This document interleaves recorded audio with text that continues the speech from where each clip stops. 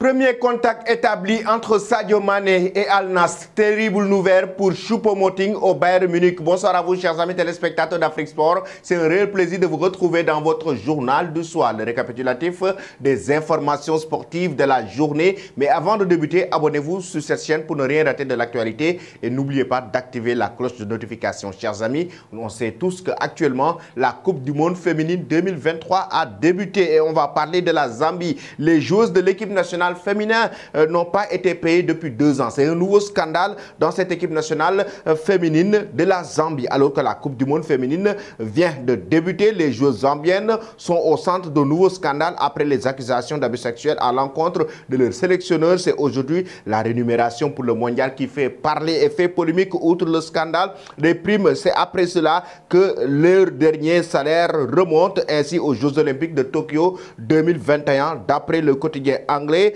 Et en même temps, consulté par SoFoot depuis leur arrivée à leur camp de base à la Nouvelle-Zélande pour la Coupe du Monde la semaine dernière, les joueuses auraient pris part à des manifestations silencieuses qui consistaient des déplacements vers des entraînements et des matchs sans chanter, une tradition pourtant habituelle. Elles ont également été contraintes de signer un code de conduite controversé qui a décrit comme imposant des restrictions ridicules. Voici donc The Guardian qui donne l'information. Après cela, chers amis, dites-nous, est-ce que la Zambie peut aller loin dans cette Coupe du Monde? Ensuite, après la Zambie, nous allons parler du Nigeria avec la joueuse Onom Ebi, qui est très confiante concernant la poule du Nigeria. Logé dans le groupe B, le Nigeria est en compagnie du Canada, de l'Australie et l'Irlande. Les équipes à ne pas sous-estimer selon Onom Ebi. Ainsi, il faut se séparer, de préparer à tout afin d'éviter les surprises désagréables de la phase de groupe. Nous sommes conscients que nous sommes dans une poule difficile.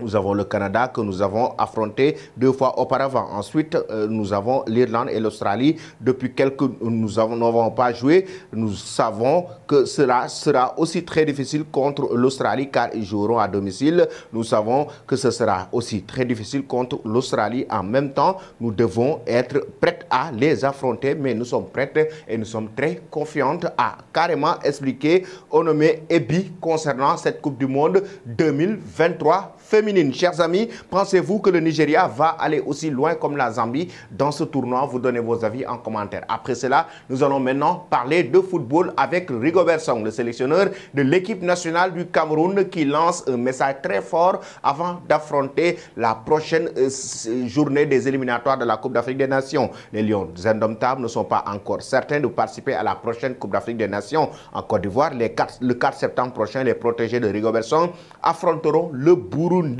dans un match décisif qui fera office de finale du groupe C. Le sélectionneur de 47 ans s'est exprimé lors d'un entretien avec le team presse officiel de l'équipe nationale. Nous sommes dos au mur. Je suis là pour qu'on puisse se qualifier. J'espère que mes joueurs seront en activité avec les championnats qui vont reprendre. Nous voulons absolument une victoire. Nous sommes prêts pour cela. J'en suis conscient. Tous les Camerounais aussi. Voilà l'opportunité de voir tous les Camerounais derrière cette équipe nationale afin que nous puissions avoir cette qualification. A ainsi donc lâché Rigobert Song. Je vous pose la question à vous, chers amis.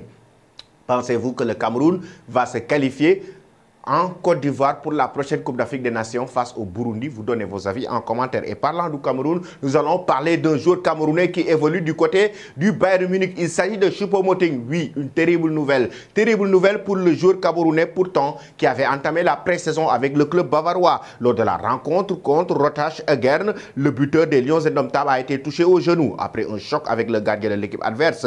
Après les premières analyses, Choupo-Moting pourrait rester au Bayern Munich pour se soigner de sa blessure. Du coup, il va rater la tournée asiatique pour la pré-saison, affirme Sport One. Oui, Choupo-Moting, un vrai coup dur, une terrible nouvelle. Thomas Tuchel a déjà appelé des renforts. Il s'agit de Arijon Ibrahimovic et Gabriel Vidovic pour remplacer le Camerounais, mais aussi Thomas Müller qui est aussi souffrant. Les 2 joueurs vont rester au club sauf retournement de situation. Thomas Tuchel, qu'est-ce qu'il dit? Il dit que Thomas Müller et Choupo-Moting sont incertains pour la tournée en Asie et qu'il serait peut-être plus logique pour eux de rester à Munich et de travailler sur leur retour, a donc lancé l'entraîneur allemand. Entré à la pause alors que les Munichois menaient au score par 18-0. Choupo-Moting n'a disputé que 10 minutes avant de céder sa place à la 56e minute de jeu. C'est un vrai coup dur pour l'attaquant camerounais. Après cette blessure, pensez-vous que vraiment Choupo-Moting, chers amis, doit rester au Bayern Munich ou doit-il quitter le club bavarois pour avoir plus de temps de jeu? Vous donnez vos avis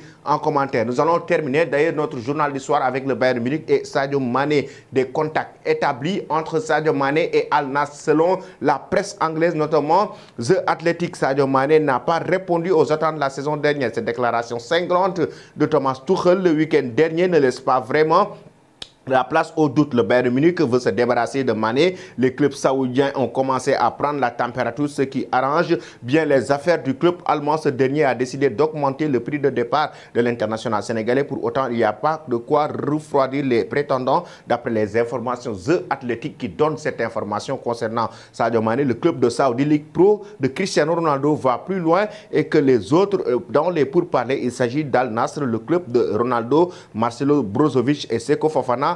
On devrait rapidement en savoir plus dans les jours à venir, mais des contacts ont été établis entre le clan Sadio Mané et le clan d'Al Nassr. Les deux parties sont en train de discuter pour voir si Sadio Mané va rejoindre l'Arabie Saoudite ou pas. Chers amis, êtes-vous d'accord avec cela? Sadio Mané doit-il quitter l'Europe maintenant pour rejoindre l'Arabie Saoudite? Donnez vos avis en commentaire. Toi qui me suis et qui ne t'es pas encore abonné sur cette chaîne, c'est le moment de le faire. Et n'oublie pas d'activer la cloche de notification